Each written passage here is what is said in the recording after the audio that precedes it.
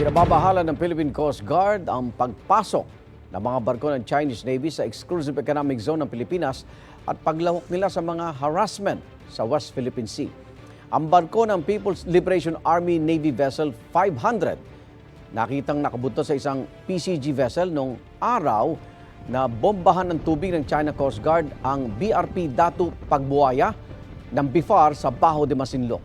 Ayon kay PCG spokesperson on the West Philippine Sea, Commodore J. Tariela, 300 yards lang ang layo noon ng Chinese Navy warship sa kanilang barko.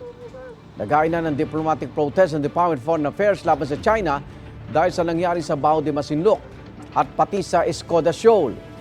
Gita man ng China, legal ang kanilang ginawa at Pilipinas raw ang delikadong dumikit sa kanilang mga barko.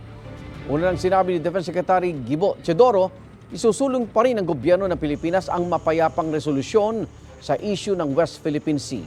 Pero pinalalakas din ang puwersa ng Pilipinas, katulong ang mga kaalyadong bansa.